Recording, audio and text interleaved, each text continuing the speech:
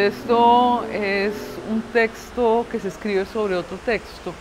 Es como producto de la precariedad, cuando pues evidentemente los papiros eran valiosos y para escribir un nuevo texto se intentaba borrar el texto anterior y se escribe el otro texto sobre ese texto, quedan trazas del texto anterior y luego existe el nuevo texto con más fuerza. Entonces yo creo que nuestra memoria opera como un palincesto. Olvidamos las víctimas de los ataques de hace un mes, 2 meses, 3 meses, 5 años, 10 años y recordamos tal vez las víctimas de ayer, ¿no? Y sin embargo están presentes. Sin embargo, como no elaboramos el duelo, es un pasado que nunca pasa, que está presente y nuestra memoria yo creo que es un palimpsesto. Yo creo que el mundo en general decide no recordar. Creo que el no recordar es una elección consciente, no es casual. La ignorancia es deseada.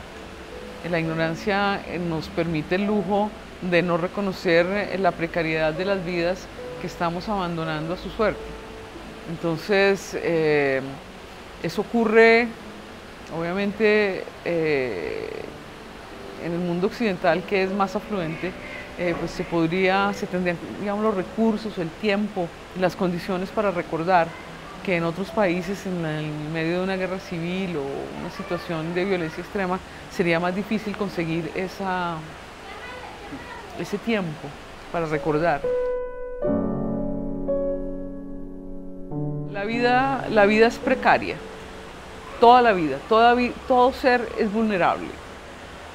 Pero los seres humanos somos seres marcadamente sociales, entonces alguien te hace a ti tu café, alguien hace tu camisa, alguien hace tus zapatos, alguien te ayuda a hacer absolutamente todas las labores cotidianas de la vida. Hay una red de apoyo de seres humanos. Hay otros seres humanos, en cambio, para quienes esa red de apoyo no existe del todo. Entonces no tienen nada, son totalmente desposeídos, no solo no tienen casa, no tienen papeles, no tienen país, no tienen ropa, no tienen comida, no tienen nada. Esas vidas, que son vidas que en vida se consideran socialmente muertas, son las vidas obviamente proclives a una muerte violenta, a una muerte trágica, a una muerte temprana. Entonces, evidentemente hay una jerarquía de la vida. El racismo es algo cotidiano en nuestro mundo, ¿no? Entonces, entre más blanco, más rico, pues tienes unas condiciones de vida diferentes. Entre más oscura tu piel, más pobre, más en la periferia, esas vidas no valen. Reconocemos esas vidas como vivas, ¿cierto? Sabemos que está vivo, como está viva una paloma, como está viva una planta. Sabemos que esos seres que vienen en esos barquitos palpitan y sin embargo no reconocemos la plenitud de esa vida, que esta sea una persona que le guste la música, que pueda bailar, que tenga un padre, que tenga un amante, que tenga un hijo, ese tipo de todos esos elementos que conforman una vida plena, que hacen que una vida brille, eso no se reconoce, eso no se ve en esas vidas y por eso no se lloran. Joanna Marie, un sobreviviente de Auschwitz, decía que la estética que tiene un ritual funerario denota o nos remite a la ética con la cual reconocimos esa vida. Evidentemente estas vidas a las que no les hacemos duelo, pues tampoco las reconocimos como vida. No sabría decir por qué Occidente no lo hace. Yo creo que hay pues, evidentemente unos privilegios económicos que trajo el imperialismo, que trajo el colonialismo y que en la medida en que se pierden esos privilegios, entonces los que antes detentaban esos privilegios pasan a considerarse víctimas, ¿no? Podemos pensar que eso ocurre con la base que apoya a Trump, que se consideran víctimas, no sabemos muy bien de qué, pero víctimas, como si hubieran sido invadidas o como si hubieran sido atacados o como si hubieran sido robados. Eso no ha ocurrido, no han tenido la experiencia que han tenido los pueblos colonizados, los pueblos invadidos, los pueblos que realmente a quienes se nos ha impuesto un régimen completamente ajeno al que traíamos. Entonces, desde esa posición de víctima, se puede atacar sin compasión y se puede desconocer a las víctimas reales sin ninguna compasión. Es desde ahí.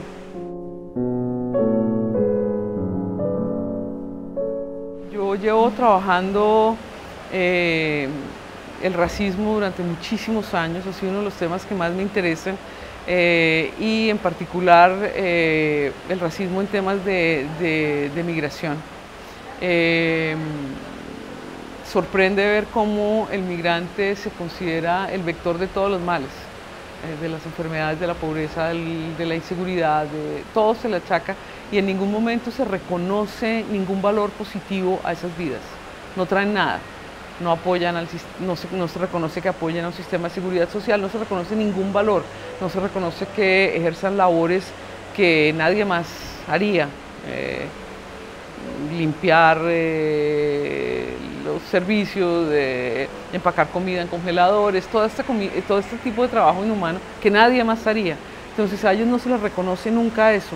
A mí me impresiona que estos seres que están saliendo de situaciones extremas, huyendo de guerra, huyendo de inseguridad, huyendo del hambre, a mí me impresiona cómo estos seres que están huyendo de estas condiciones son recibidos como si fueran lo peor, como si no fueran humanos, como si trajeran, como si pudieran poner en peligro todo lo que Europa es, todo lo que la civilización europea se supone que es, ¿no?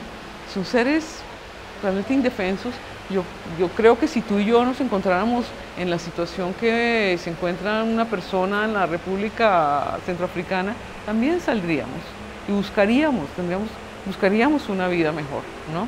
Entonces, es esa condición de que el diferente, por eso Shibboleth, la obra de Tate, tenía esa misma connotación, el diferente, el que no puede pronunciar bien, el que está afuera, debe morir, muere en el intento de cruzar el río, en el momento de tratar de cruzar el mar, en el momento de tratar de salvar su vida, ¿no? Y la indiferencia con la cual se recibe ese hecho es terrible. Ahora, ese hecho me interesa, pero me interesa verlo desde Colombia, un país pobre, un país con problemas políticos, sociales graves, y sin embargo nosotros, que no somos considerados exactamente humanos, sino más o menos narcotraficantes, estamos haciendo el duelo por personas que vienen de África, del Medio Oriente, personas que en realidad aparentemente no tendrían nada que ver con nosotros, y estamos haciendo el duelo en el momento de seres que tratan de llegar a Europa. Entonces es como buscar una triangulación entre América Latina, África, Medio Oriente, Europa, hacer esta triangulación donde nosotros reconocemos el valor de la vida de cualquier ser humano. No importa de dónde viene, no importa quién es, tiene una vida. Entonces no es la identidad lo que importa aquí, es una obra marcadamente posidentitaria.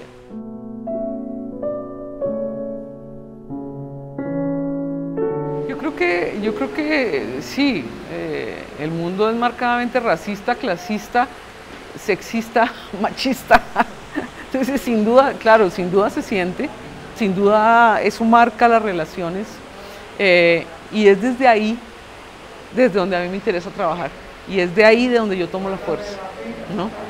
Entonces estoy hablando desde un lugar precario.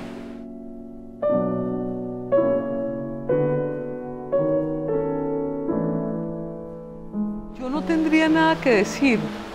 Yo creo que para pensar el dolor tienes que estar un poco separado del dolor, porque en el momento mismo que te estás ahogando en el Mediterráneo, pues no puedes plasmar esa experiencia, no puedes señalar esa experiencia, porque las condiciones materiales que tienes en ese momento te lo imposibilitan. Entonces, alguien que no está en esa condición debe hacerlo. Yo creo que tenemos una responsabilidad para con el pasado. ¿El arte nos salva? No salva, pero dignifica.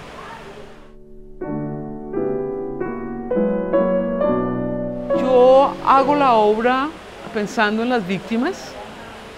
El poeta Paul Celan decía que un poema era como una carta Se escribe Madrid, octubre 3, y luego querido, y le diriges esa misiva a alguien, le dices lo que quieres decirle. Él decía que esa carta se podía poner en una botella, se tiraba al mar, si encontraba el destinatario o no, no era importante, lo importante era escribir la carta. Entonces yo estoy dirigiéndome a las víctimas con esta obra, ¿no?